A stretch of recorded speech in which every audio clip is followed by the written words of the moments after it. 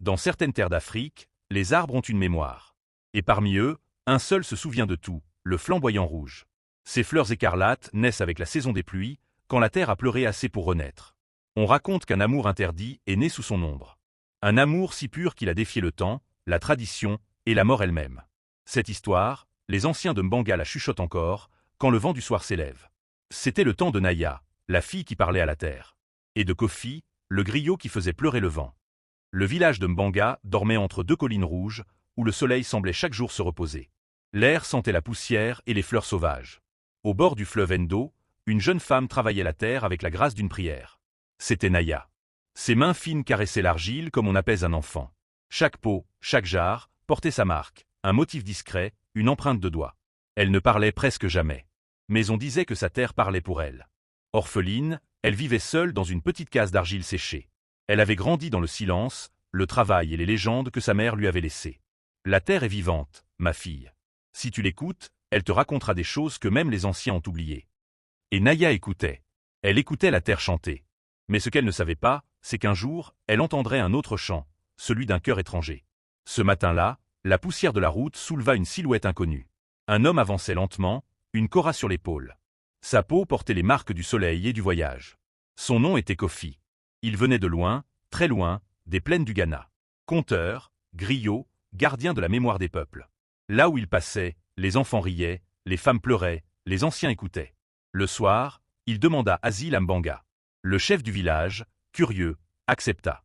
Raconte-nous donc une histoire, étranger. Peut-être que tes mots vaudront le sel que tu manges. Alors, Kofi s'assit sous le grand flamboyant. Il toucha les cordes de sa kora, et soudain, le silence tomba. Sa voix monta, chaude, rythmée, comme un tambour du cœur. Il raconta l'histoire d'un prince et d'une femme du peuple. Séparés par les clans, unis par une chanson. Et au fond du cercle, Naya écoutait. Pour la première fois, une voix faisait battre son cœur plus fort que le tambour. Après la fête, Kofi la vit près de la rivière. Elle modelait une jarre, le visage éclairé par la lune. Cette chanson que tu fredonnes, d'où la tiens-tu? De ma mère. Elle disait qu'elle venait du vent. Alors le vent m'a guidé jusqu'ici. Il sourit. Elle détourna le regard, troublée.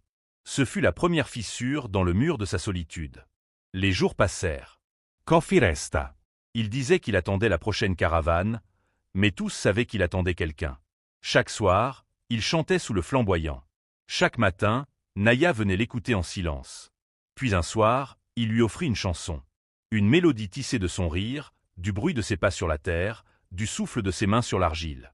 Il l'appela la chanson de la potière.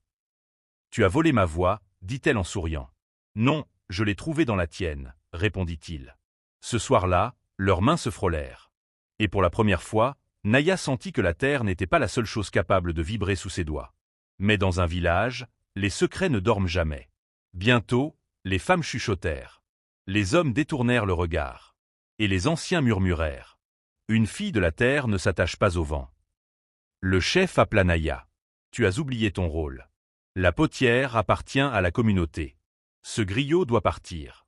Naya resta droite. La terre m'a appris à écouter. Et c'est le vent qui m'a répondu. Mais les anciens ne voulaient pas entendre. Ils décidèrent, Kofi serait chassé à l'aube. Cette nuit-là, Naya courut sous le flamboyant. Kofi l'Y t'attendait. Ils se serrèrent, sans parler. Puis il posa sa kora à ses pieds. Si jamais tu veux me revoir, fais parler cette kora. Le vent saura où me trouver. Avant l'aube, il partit, le cœur en cendres. Les saisons changèrent.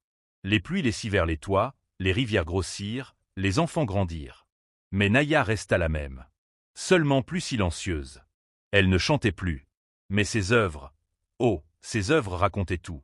Chaque jarre semblait pleurer. Chaque motif murmurait un souvenir. Un jour, elle décida de créer une œuvre unique. Elle mélangea l'argile du fleuve avec la poussière du flamboyant, y grava les symboles d'une kora, et traça une phrase autour du col. « Le vent portera ton nom ». Le jour de la fête des récoltes, elle la présenta. Le village entier fut ému. Même le chef détourna les yeux, honteux d'avoir banni celui qui avait éveillé tant de beauté. Des années passèrent. Le flamboyant avait grandi. Ses fleurs rouges couvraient maintenant tout le ciel. Un jour, alors que Naya puisait de l'eau, elle entendit une mélodie familière. Un air ancien. La chanson de la potière. Elle laissa tomber sa calebasse et se mit à courir. Sous le flamboyant, un vieil homme jouait, les yeux fermés. Ses cheveux étaient blancs, sa peau marquée par le temps. Mais son sourire, lui, n'avait pas vieilli. « Tu as attendu longtemps, dit Kofi. »« Toute une vie, répondit-elle. » Ils s'assirent ensemble, là où tout avait commencé. Le vent passa entre eux, soulevant les pétales rouges comme une pluie de feu. Leurs doigts se lièrent. La kora vibra une dernière fois. Et dans cette musique, le village entier comprit. L'amour ne meurt pas, il se transforme. Aujourd'hui encore, à Mbanga, le flamboyant fleurit plus rouge qu'ailleurs. Quand le vent se lève, on jurerait entendre une kora et la voix d'une femme. Les anciens disent « C'est Naya qui chante au vent » et Kofi qui lui répond. Leur amour a traversé le temps, et chaque fleur du flamboyant porte encore le souvenir de leur promesse. Parce que, sur cette terre rouge, le vent et la terre s'aiment toujours.